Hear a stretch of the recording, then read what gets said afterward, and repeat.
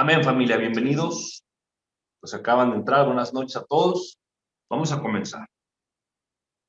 Te comentaba que en la lección anterior vimos que uno de los instrumentos poderosos que el enemigo tiene en sus manos para seducirnos es el encanto de los bienes materiales. El encanto de los bienes materiales. Familia, ¿quién de nosotros no quisiera vivir en una casa cómoda, donde hubiera una suite para cada persona de la familia? ¿Quién no quisiera vivir en una hermosa casa con jardines, con lago, con piscina? ¿Quién de nosotros no quisiera una casa así? Adonai bendito sea, hermanos. Nos creó para disfrutar de todo lo que es bello. Y por eso nos dio un bello planeta desde el principio. Un planeta donde todo era perfecto.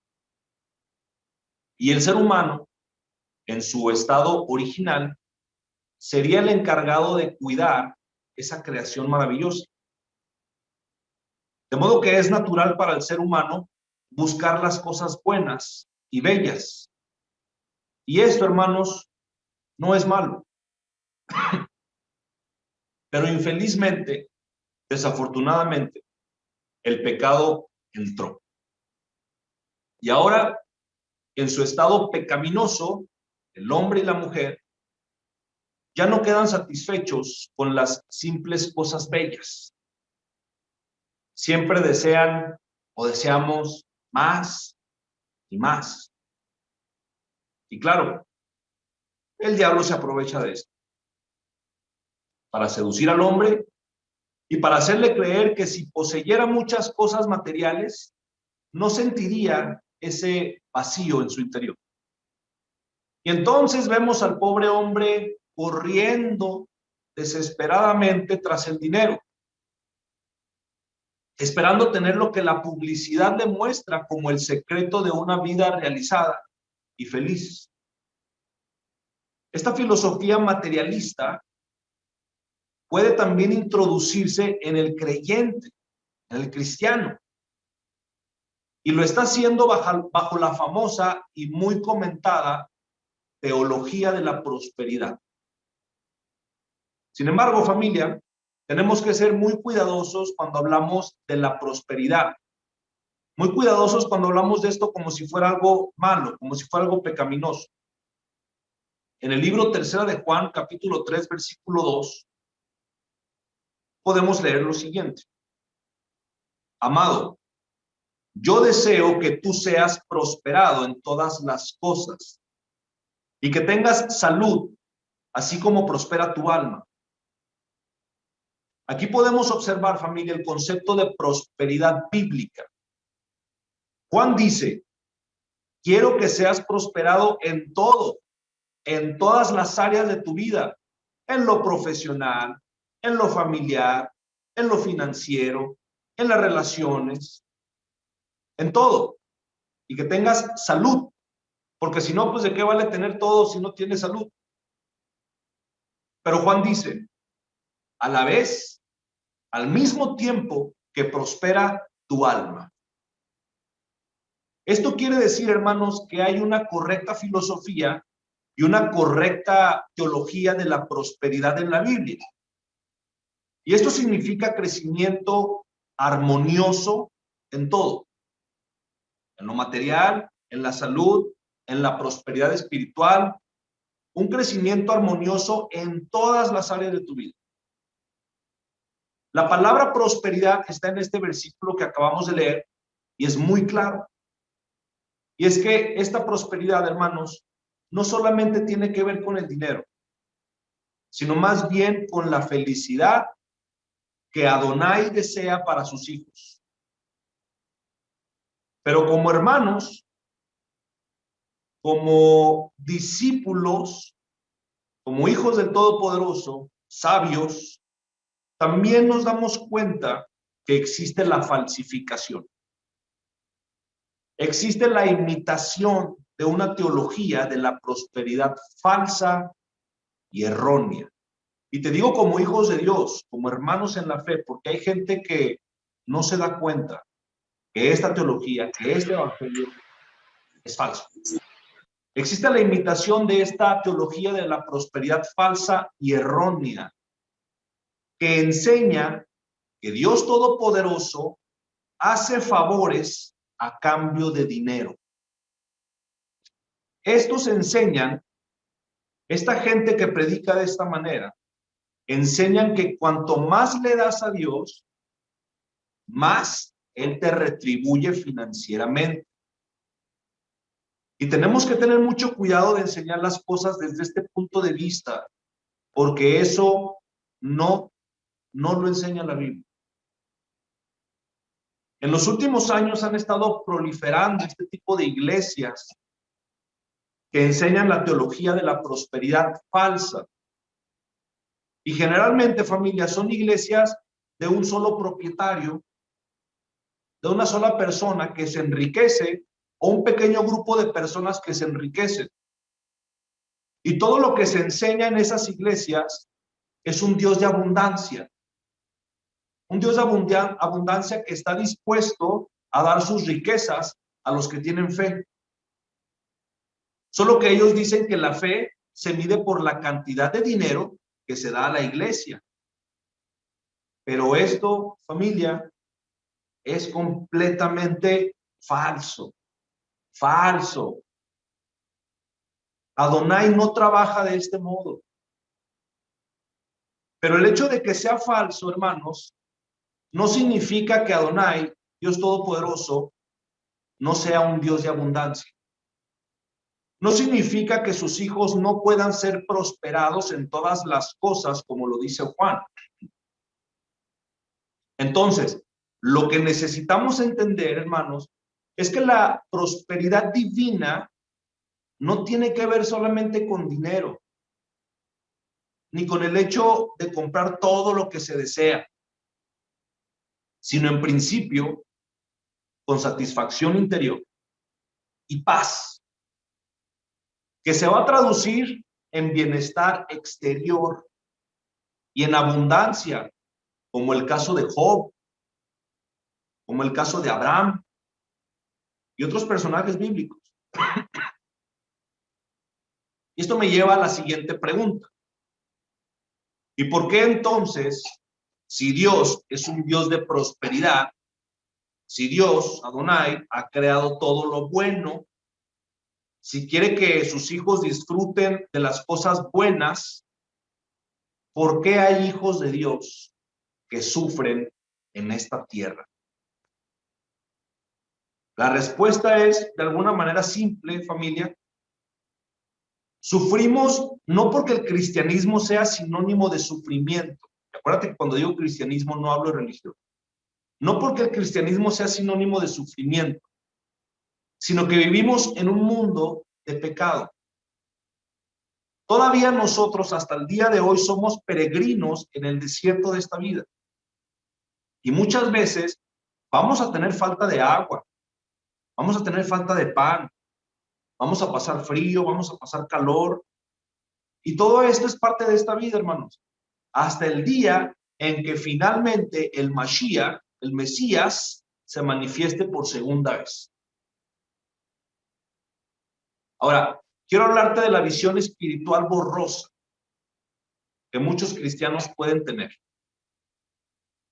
Si nos quedó claro que el hecho de que somos peregrinos en esta tierra, entenderemos entonces que en esta vida las cosas son pasajeras. Pero para eso, hermanos, es necesario nacer en Cristo, para tener esa visión de que las cosas materiales son pasajeras. Por eso el apóstol Pablo nos dice en Colosenses 3:1, sí, pues, habéis resucitado con Cristo, busca las cosas de arriba, donde está Cristo, sentado a la diestra de Adonai.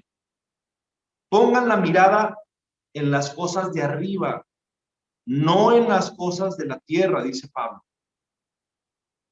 Si has aceptado a Cristo Jesús, a Yahshua como tu Salvador, ahora vas a estar con Cristo. ¿Y dónde está Cristo? Está arriba, sentado a la diestra del Creador. Y si estás arriba, Tu enfoque va a ser hacia las cosas de arriba, ya no más a las de esta tierra. Y esta es una promesa que Adonai nos hace. Después en 2 Corintios 4:18 se repite el mismo concepto y dice: así que no miramos las dificultades que ahora vemos. En cambio, fijamos nuestra vista en cosas que no pueden verse, pues las cosas que ahora vemos pronto se habrán ido, pero las cosas que no podemos ver permanecerán para siempre. Las cosas de esta vida, hermanos, son temporales. Así que si el cristiano se concentra en una sola cosa en este mundo, tendrá la vista espiritual borrosa. Si solamente pones tu enfoque en las cosas de este mundo, tu vista espiritual va a ser borrosa o nula. No verás bien. Y la razón es simple: porque no has nacido de nuevo en Cristo. Porque sigues poniendo las cosas, tu vista, tu mirada, en las cosas de este mundo.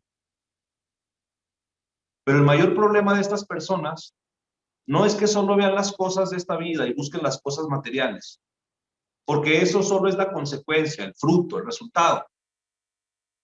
Pero ¿cuál es el verdadero problema?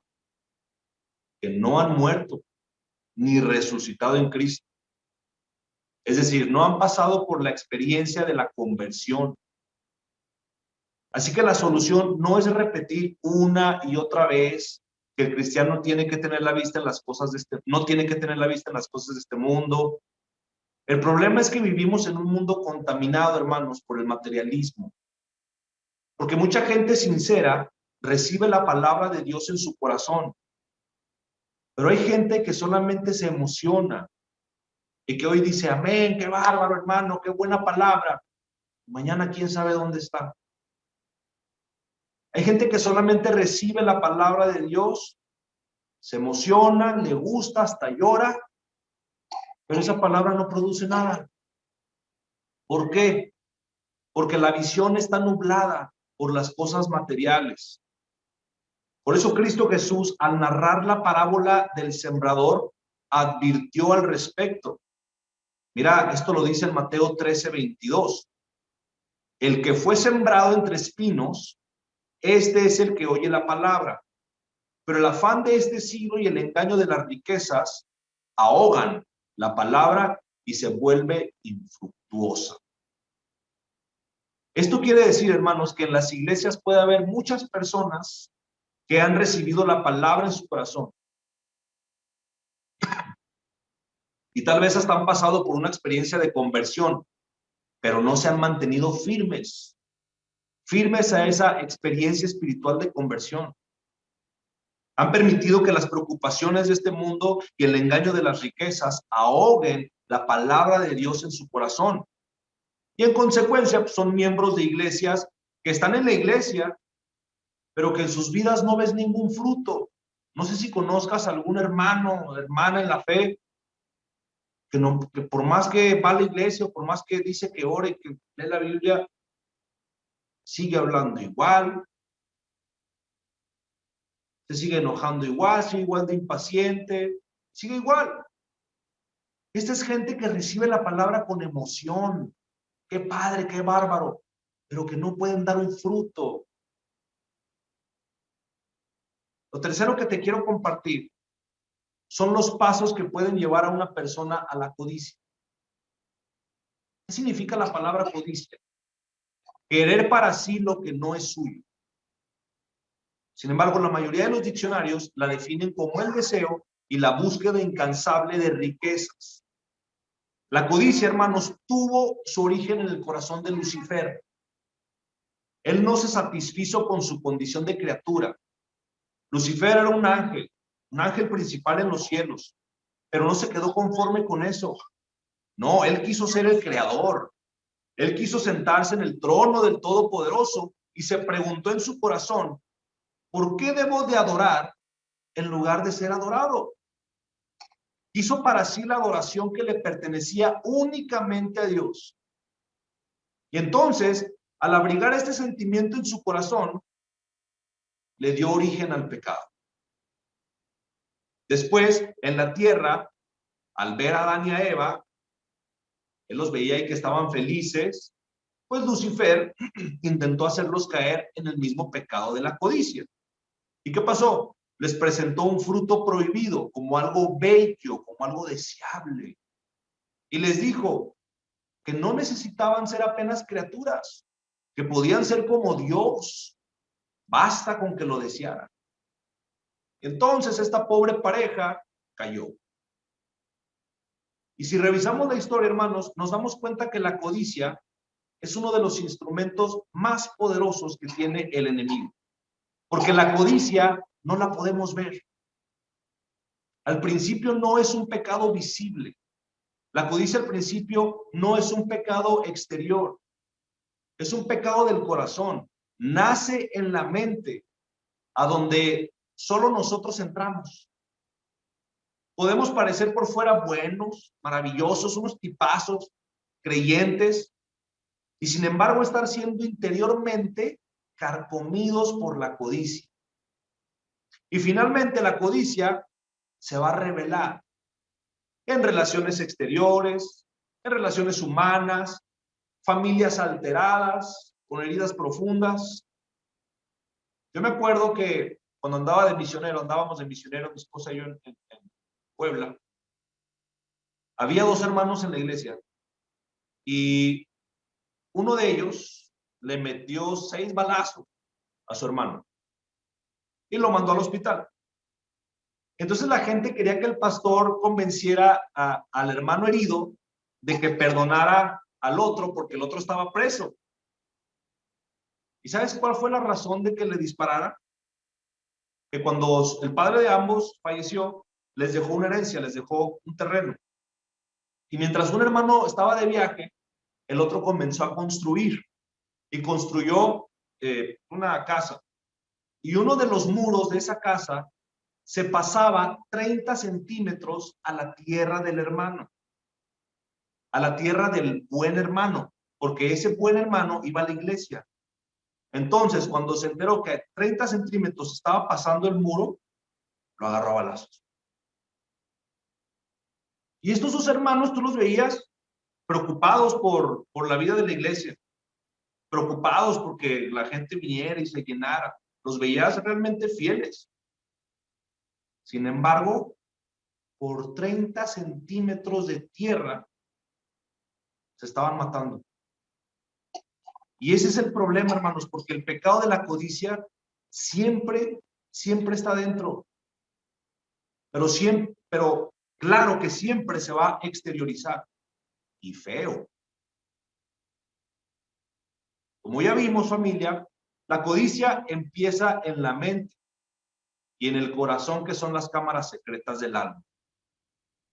Pero no se quedan ahí. Empiezan a aflorar. Más tarde o más temprano va a manifestarse. Y una de las maneras más comunes de aparecer es en el deseo de hacer las cosas a su manera. Las personas codiciosas, hermanos, son generalmente egoístas y no toman en cuenta para nada los consejos divinos. Es más, cuando les hablas de Dios a un egoísta, se ofende. ¿Qué te metes en mi vida? ¿A ti qué te importa? ¿Tú qué? Y te lo digo por experiencia propia. Lucifer codició en el cielo y se levantó contra Dios. Adán codició en el Edén y se apartó de Dios para hacer su propia voluntad. Esto es bueno para mí, dijo Adán. Eso es lo que quiero y eso es lo que me gusta. Y estas y otras frases son usadas con frecuencia por personas dominadas por el egoísmo y la codicia. En Isaías 56:11 describe a los codiciosos de una manera horrible. Mira, dice, son como perros comilones, son insaciables, no saben entender, todos ellos siguen sus propios caminos, cada uno busca su propio provecho, cada uno por su lado. Siguen su propio camino, dice Isaías, buscan su propio provecho. La pregunta es, hermanos, ¿de qué modo encaja todo esto que me estás diciendo? ¿Cuál es la motivación de mis acciones? Hago las cosas y las hago ¿por qué? El problema de la codicia no es algo que debo tratar de identificar en la vida de mi hermano. Debo tratar de identificar primero esto en mi vida. Recuerda que cuando te predico, lo primero que tienes que hacer es pensar que te queda a ti. Porque luego muchas veces escuchamos la palabra del predicador y luego pensamos, sí, como mi hermana, como la otra hermana. No, ojalá y se haya conectado la hermana. Porque le está dando, primero pon esta palabra en tu vida, en tu vida. Judas, por ejemplo, era un miembro de la iglesia, aparentemente. Tenía un cargo de relevancia en la iglesia. Judas no era un miembro inactivo. Aparentemente Judas era celoso de las cosas de Dios.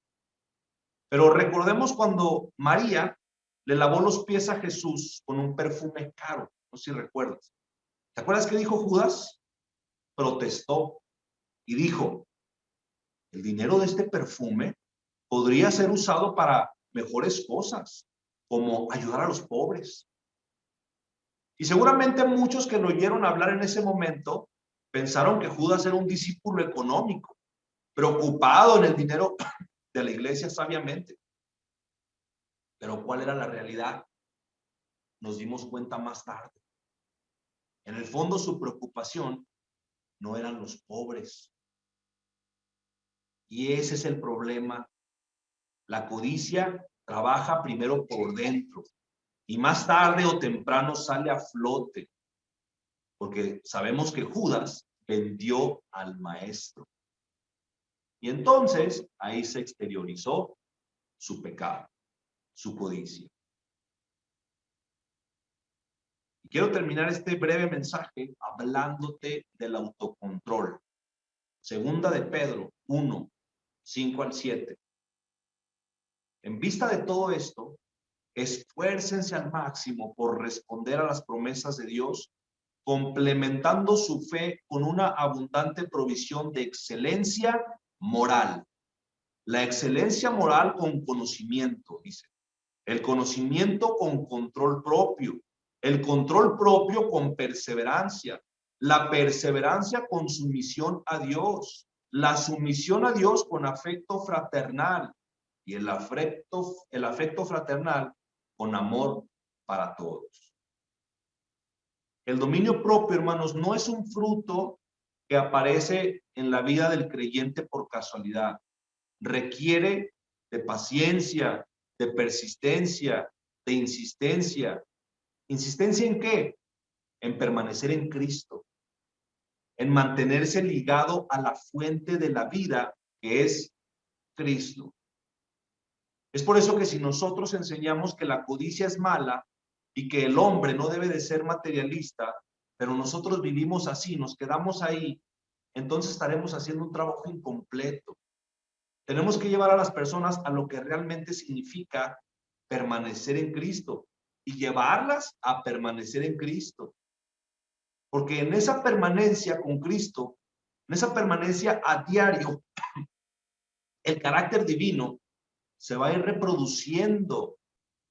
El carácter de Jesús, hermanos, se identifica por dar, por ceder, por entregarse, por renunciar. Mientras que el pecaminoso carácter humano se identifica por querer hacerlo todo a su manera, por querer todo para sí, a cualquier costo. Dejar nuestros caminos de egoísmo y aprender a caminar en los senderos divinos, hermanos, no es un asunto que se va a lograr de un momento a otro. No, requiere de mucha persistencia. Cuando predicamos, no se trata de predicar, cualquiera lo puede hacer. Se trata de vivir lo que se predica, porque mejor es el ejemplo, mejor es la prédica que se ejemplifica. Yo no puedo estarte hablando palabras hermosas y bonitas si yo no vivo de esta manera. ¿De qué sirve? Sería pura palabrería. Y la palabrería no la respalda el Señor, no la respalda el Espíritu Santo. Aun cuando se habla de su palabra, estaría yendo vacía. Quien la predica tiene que vivir lo que predica, tiene que corregir su camino, tiene que llevar una vida de oración, una vida en relación con el Todopoderoso. De lo contrario, no va a producir nada en tu vida, por muy bonita que esté. Vayamos a Jesús, familia. Todo el tiempo vayamos a Jesús, como estemos, no importa cómo estés, pero permanece en Él. Permanece en Él de tal manera que finalmente el carácter de Cristo se reproduzca en tu vida. Tenemos que ir a Él todos los días para que el carácter de Cristo se reproduzca en tu vida. Yo le doy gracias a Dios, gente que me ha compartido, me ha testificado y que me dicen, wow, hermano, la verdad es que ya no soy como antes. Ya a veces hasta ya no sé ni qué platicar con mis amigos, ya hasta sus pláticas me son como ya bobas, ya me quiero ir, ya no me siento a gusto como antes me sentía con ellos, hablando de cosas bobas, ya no. Ahora entiendo que hay más y que hay mejores pláticas. Le digo, wow, gloria a Dios, familia. Pero no se trata de apartarnos de esa gente y dejarlos ahí que se los coma el lobo. No, se trata de orar por ellos. Se trata de pedir al Todopoderoso que transforme sus corazones y que ponga el tiempo y momento perfecto para que reciban la palabra de Dios. Pero acuérdate, no vayas con tu amigo ese amigo, no vayas y le hables de Dios luego, porque no te va a escuchar. Primero tienes que hacer las cosas a la manera de Dios. ¿Cómo es a la manera de Dios? Orando primero, teniendo una relación con el Todopoderoso, para que Él toque su corazón y entonces cuando tú le hables del Evangelio de Cristo, te va a escuchar. Te va a escuchar. Mi esposa y yo testificamos de mucha gente, la verdad, que antes ni nos pelaban por hablar de Dios, y ahora hasta se conectan. Y ahora hasta están ahí pendientes de las prédicas. No es mi obra, ni es la obra de mi esposa, es obra del Señor, que Él se encargó, pero que esa obra fue respaldada por un hombre y una mujer que oraban todo el tiempo, que tienen una relación con el Señor. Si no, el Señor no va a escuchar. El Señor va a decir, pues no, primero tú tienes una relación y luego me hablas de que alguien tenga una relación conmigo.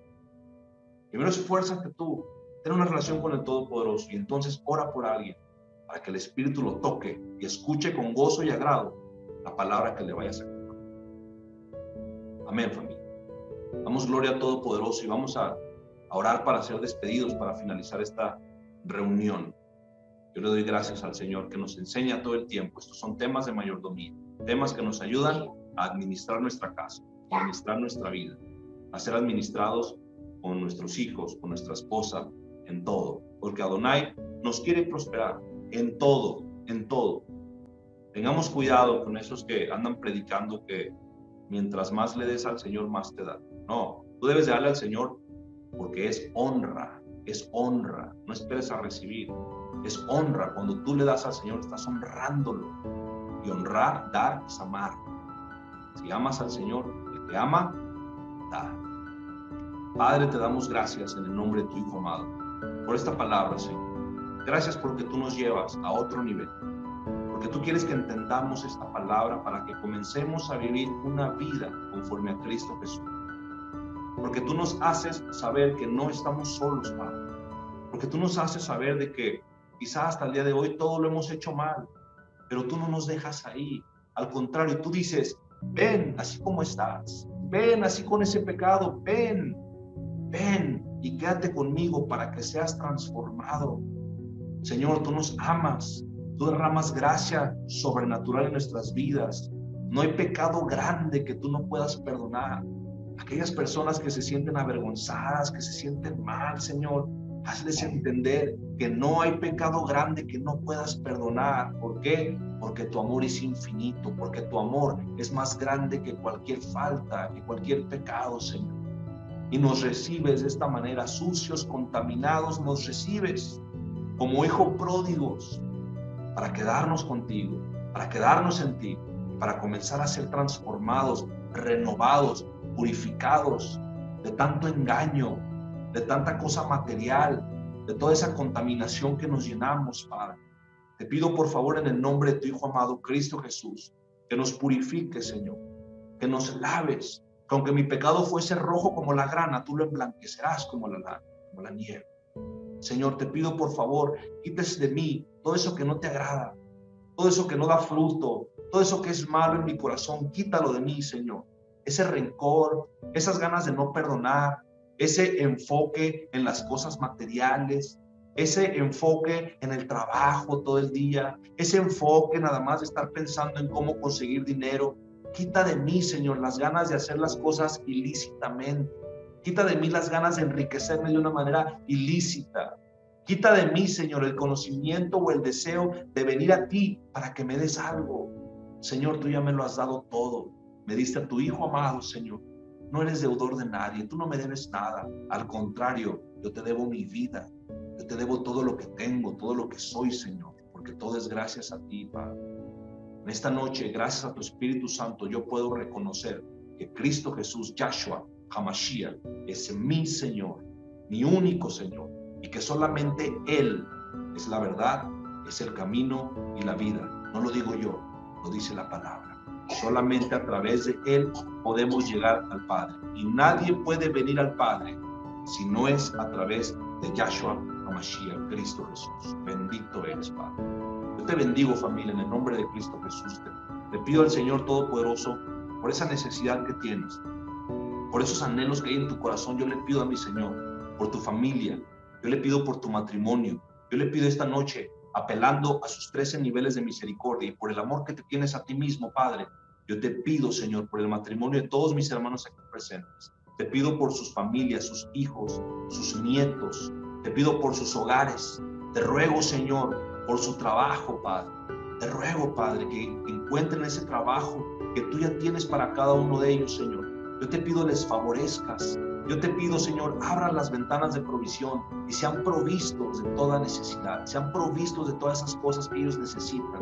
Yo te pido, Señor, que tus ángeles vengan con esas provisiones, con esas bendiciones que tienes para cada uno de nosotros. Yo te pido, Adonai, que pongas paz, tranquilidad, seguridad en cada uno de mis hermanos, en cada familia, que puedan descansar, que puedan trabajar, que puedan gozarse, que puedan alabarte de corazón, en espíritu y en verdad. Yo te pido, Señor, por cada hombre, por cada mujer, desde el más anciano hasta el más joven que está aquí presente, yo te ruego en el nombre de Cristo Jesús, Señor. Permítenos, Padre, comenzar a caminar contigo. Fortalécenos, Señor. Fortalécenos en ti. Ayúdanos a orar. Ayúdanos a creerte. Ayúdanos a esperarte, Señor. Porque ciertamente mejores cosas tienes para nosotros que las que podremos imaginar. Gracias por tu amor infinito. Gracias por tu ayuda. Gracias, Señor, por tu amparo, por tu protección y tu provisión. Alabado seas. Gracias por tu Hijo amado y tu Espíritu Santo, la Ruach HaKodesh. Gracias, Padre. En el nombre de Cristo Jesús. Aleluya. Amén, familia.